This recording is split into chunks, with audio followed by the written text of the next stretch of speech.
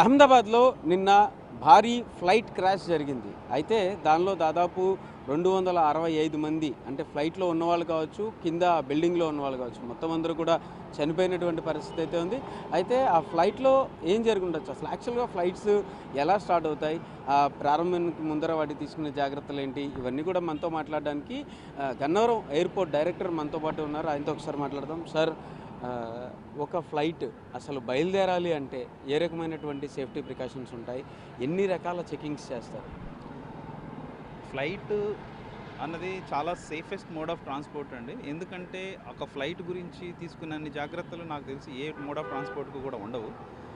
ఒక flight start అవ్వాలంటే అన్నిటికన్నా ముందు అది దాని యొక్క సర్వీసబిలిటీ అన్నది డీజీసీఏ అప్రూవ్ చేసి సర్టిఫై చేసిన తర్వాతనే అది వర్త్ ఫర్ ఫ్లయింగ్ అన్న సర్టిఫికేట్ ఇవ్వడం జరుగుతుంది. దాని తర్వాత కూడా డే టు డే ఫ్లయింగ్‌లో కూడా ఒక ఎయిర్‌క్రాఫ్ట్ మెయింటెనెన్స్ ఇంజినీర్స్ ఉంటారు. ఆ పర్టిక్యులర్ ఏ టైప్ ఆఫ్ ఎయిర్‌క్రాఫ్ట్‌కి ఆ type of aircraft maintenance engineers సెపరేట్‌గా ఉంటారు. వాళ్ళు ఎందుకంటే they are experts in that aircraft అనమాట. So just before start of the flight ఆ ఏఎంఈ వచ్చేసి ఫ్లైట్‌ని కంప్లీట్‌గా థరోగా చెక్ చేసేసి ఎక్స్టర్నల్‌గా, ఇంటర్నల్‌గా ఏమైనా సిస్టమ్స్ ప్రాబ్లమ్స్ ఉన్నాయా లేదా, అన్ని కాంపోనెంట్స్ వర్క్ చేస్తున్నాయా లేదా అన్నీ చూసుకొని అప్పుడు పైలట్‌కి ఓకే ఇస్తాడు. అతను ఓకే చెప్పిన తర్వాతనే పైలట్ ఆ ఫ్లైట్‌ని తీసుకోగలడు. సో దానికన్నా ముందు దెన్ పైలట్స్ కూడా ఏటీసీతో మొత్తం క్లియరెన్స్ తీసుకొని ఫ్లైట్ ఓకే ఉంది. Then up to destination, not only from starting point up to the destination కూడా రూట్ క్లియరెన్స్ ఉంది. అన్ని అప్రూవల్స్ ఉన్నాయి. మధ్యలో ఏ ప్రాబ్లమ్స్ రాకుండా అన్నీ ఎన్ష్యూర్ చేసుకున్న తర్వాతనే పైలట్ ఏటీసీని అడుగుతారు, I want to start up the engines అని. ఆ టైంలో ఇంజిన్ స్టార్ట్అప్ చేసుకొని then further he will do thorough checks of all engines, then the flight controls and everything including air conditioning, hydraulics, ప్రతి సిస్టాన్ని చెక్ చేసుకొని అంతా ఓకే అయిన తర్వాతనే pilot then is ready to take off అని ఏటీసీని permission అడగడం జరుగుతుంది. After getting that clearance only, ATC clearance only, he will start flight rolling అనమాట. సరే, అయితే ఫ్లైట్ అన్ని చెకింగ్స్ జరిగి అంతా ఇదిగా వెళ్తున్నప్పుడు నిన్న ఫ్లైట్ చూస్తే కనుక టేక్ ఆఫ్ అయినా మాక్సిమం 10 మినిట్స్ కూడా పట్టలేదు. చాలా తక్కువ టైం లోపలే ఒక్కసారి డౌన్ అవ్వడానికి, అంటే ఒకవేళ ఏమైనా గేర్ ఫెయిల్యూర్ లేకపోతే చాలా చెప్తున్నారు, గేర్ ఫెయిల్యూరు కొన్ని, లేకపోతే విద్యుత్ ఫెయిల్యూర్ ఉండొచ్చు, లేకపోతే దానికి సంబంధించి ఇంజిన్కి ఏమైనా fuel supply or power supply issue ఉండొచ్చు. ఈ రకమైనటువంటివన్నీ థాట్స్ కూడా చాలామంది రకరకాలుగా మాట్లాడుతున్నారు. ఏముండి ఉండొచ్చు యాక్చువల్లీ? ఏదైనా ఎయిర్‌క్రాఫ్ట్ ఫ్లై అవ్వాలంటే ఫస్ట్ ఆఫ్ ఆల్ అది సఫిషియంట్ స్పీడ్ రన్‌వే మీద గెయిన్ చేసిన తర్వాత అది గాల్లోకి ఎగురుతుంది. ఆ ఇంజిన్స్ యొక్క ఫోర్స్‌తోనే అది ముందుకు వెళ్ళడం వల్ల, ఆ స్పీడ్ వల్లనే దానికి లిఫ్ట్ అన్నది దొరుకుతుంది. ఆ లిఫ్ట్ ఉంటే డెఫినెట్‌గా ఇట్ విల్ కీప్ ఫ్లయింగ్ అనమాట. కానీ ఇక్కడ జరిగింది ఏంటి, ఫ్లైట్ టేక్ ఆఫ్ అయిన వెంటనే మళ్ళీ అలా డౌన్ అవుతూ వచ్చిందంటే it had it has stopped getting the lift component. So దానివల్ల ఏమైంది, అది స్లోగా డ్రాప్ అవ్వడం జరిగింది. అంటే the reason for it that flight యొక్క స్పీడ్ తగ్గింది. ఆ స్పీడ్ తగ్గడానికి మెయిన్ రీజన్స్ ఇంజిన్సే ఉంటాయి. ఆ ఇంజిన్ స్పీడ్ ఎందుకు తగ్గింది అన్నది మాట్లాడడానికి ప్రస్తుతం మనం చెప్పలేము. ఎందుకంటే it is a very highly technical thing and A reason వల్ల అయింది అన్నది మాత్రం 100% రీజన్ అయితే తెలుస్తుంది. ఆ ఇన్వెస్టిగేషన్ తర్వాత ఫ్లైట్ డేటా రికార్డర్స్ కానీ, బ్లాక్ బాక్స్ కానీ, కాక్పిట్ వాయిస్ రికార్డర్స్, వీటన్నిటిని థరోగా ఇన్వెస్టిగేట్ చేసి డెఫినెట్గా రీజన్ అంటూ కనుక్కుంటారు. కానీ ఏదైతేనేమి it is very unfortunate that so many people have lost life.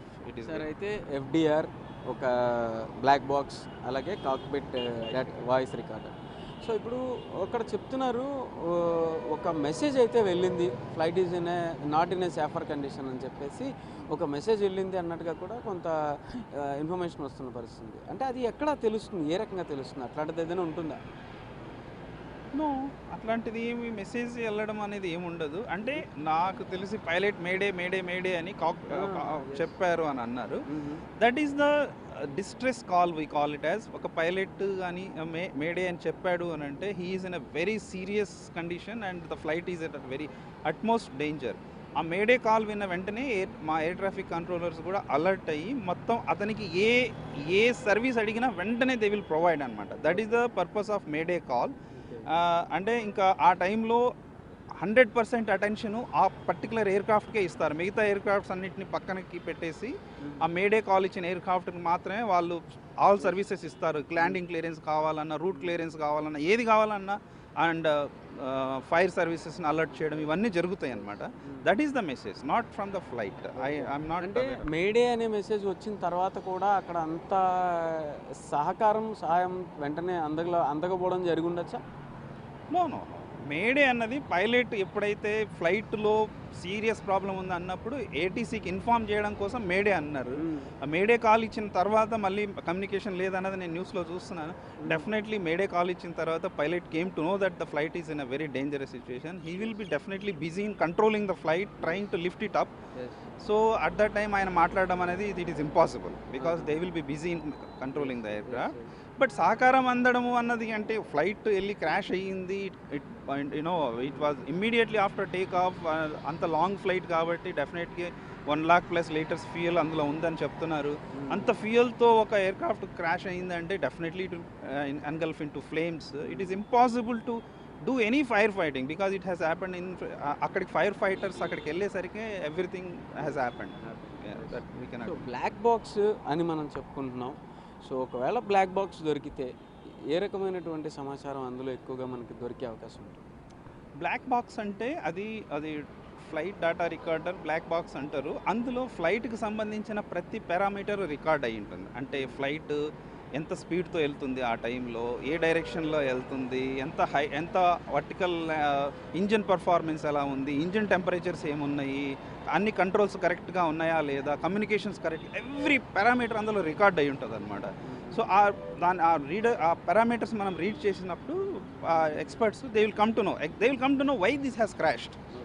So ఆ ఎక్స్పర్టీస్తో మనము డాటా తెలుసుకొని మా ఫ్యూచర్గా ఏదైనా ప్రాబ్లం దేనివల్ల వచ్చింది, ఎయిర్క్రాఫ్ట్ ప్రాబ్లమా, పైలట్ ప్రాబ్లమా, సిస్టమ్ ప్రాబ్లమా, ఇవన్నీ తెలుసుకొని ఆ ప్రాబ్లమ్స్ రాకుండా next time will take the.